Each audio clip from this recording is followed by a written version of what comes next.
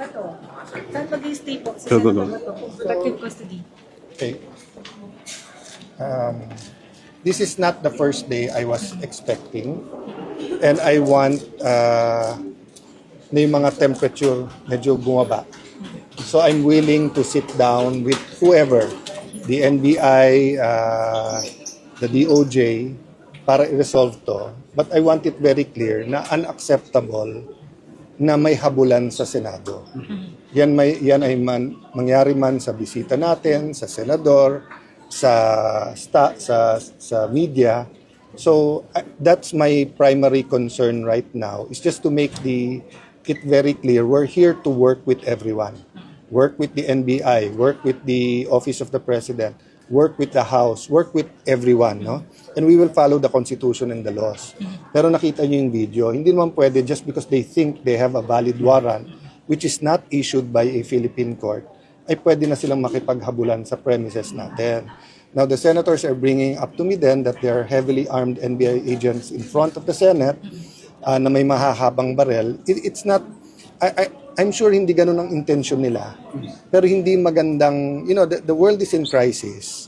Let's show naman na despite political differences, despite the fact na they would rather have a different majority here, we can coordinate well. So, but at least, lalo sa inyo, no?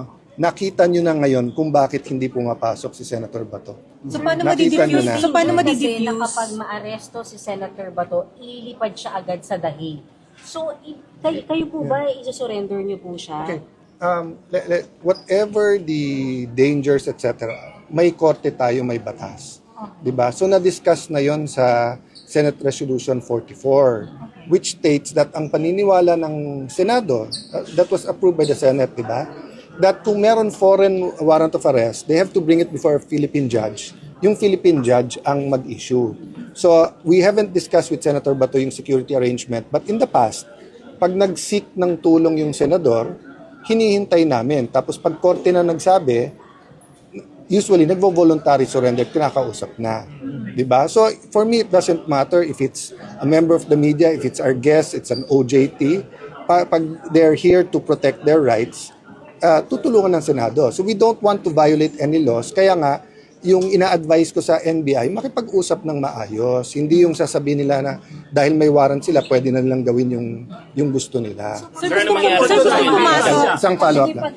Kapag nakipag-usap ng maayos, pwedeng ibigay, i-serve kay Senator Bato yung warrant, sir, ICC warrant, papayagan. They can give it to his office. If gusto niya, pwede niyang tanggapin. Pero yun nga, yung legal basis, ang sinasabi ko makipag-usap para maayos, hindi yung what if lumabas yung mga taga-sergeant at arms dito na may baril din lahat. Gobyerno tayo, laban sa gobyerno.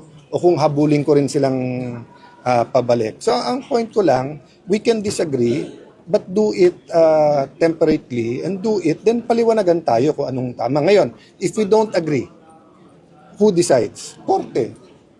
Pag korte na naman nagsabi, susunod tayo. Isi-serve lang, pero hindi aarestuhin. That's clear. Yes. Hindi kayo papayag na maaresto sa Senator Bato.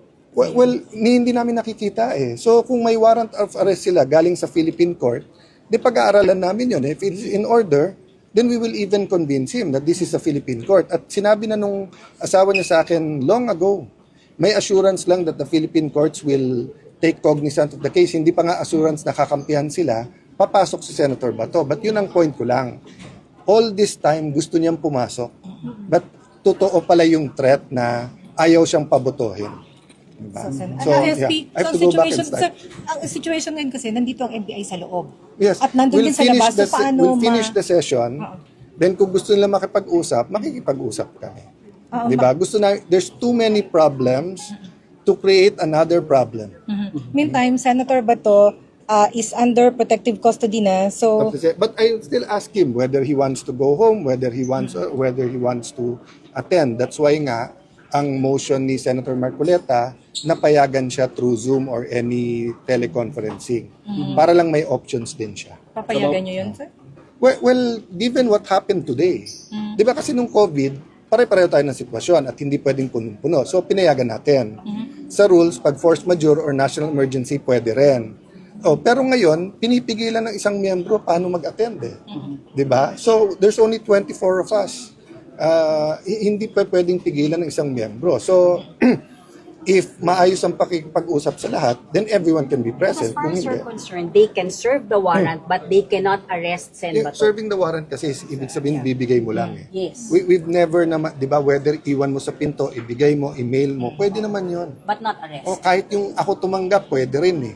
'Di ba? As administrative head of the Senate. Pero hindi naman sila pwedeng walang coordination or kung meron man dahil sinabi nga nung dating sa head na nag-coordinate kay Senator Soto, hindi naman ibig sabihin may carte lang sila na kahit ano na lang pwedeng gawin. 'Di ba pag sinabi ko sa inyong pwede ba akong magpa-interview sa newsroom? Pagpasok doon, hindi naman ako pwedeng nakipaghaguran kahit kanino doon or nangaagaw ng cellphone sa inyo. So, Iba yung coordination, 'di ba, na nandito kami para gawin to, and there were some lapses. Kasi how many armed men do you need here? Senator Bato was alone ha, staff po yung kasama niya. He was alone ha, walang security, walang mga baril yung mga yun. But your So, sir, ano leadership yung- will not allow arrest. That is the precedent, and that's what's good for the country, that's what's good for the, we will allow an arrest under the condition that it is a Philippine court, and then kakausapin si Senator Bato na yung paggalang sa Senado is two ways. Paggalang ng mga institusyon sa labas ng Senado at yung kapwa senador. So if there's a warrant for arrest for me, at kinausap na ako ng SP na, boss, eto na, wala ka ng ibang legal remedy, mag-surrender ka na para hindi mapahamak Senate. That's what happened in the past. Pero yung may legal remedy pa ako, pwede, alam mo, pwede pa akong tumakbo ng CA or whatever, tapos atakin mo ako, dadalhin mo akong Hague, yung sinabi ko kanina, paano yun? Kahit anong sinong media, kahit sinong general, kahit sinong sekretary ngayon, pwede mo lang dalhin sa Hague. That's what So, you will SP push. hanggang That's what ano- you will push. That is the essence of Senate Resolution 44 and of all the precedent natin. So until I'll the get- situation I'll- is clear, lockdown pa ang Senate. Lockdown. No. Kaya lang tayo nag-lockdown para hindi makalabas yung gumawa ng krimen at yung na-hold in contempt. Once na-identify ng mga yon, everyone can go Natukoy in na and po. out. Natukoy na po. I will check right now. Pero paano yun, sir, si Atty. Matibang? Yes. Set in contempt? And they will be detained in the Senate. Sir, si NBI chief kasi nasa gate daw. So hindi Nasa? nasa gate daw NBI chief. So hindi siya papapasukin, sir. Dahil No, lockdown. I will instruct them that he can be. Napapapasukin. Hindi ko, let me check on that. That's a good question.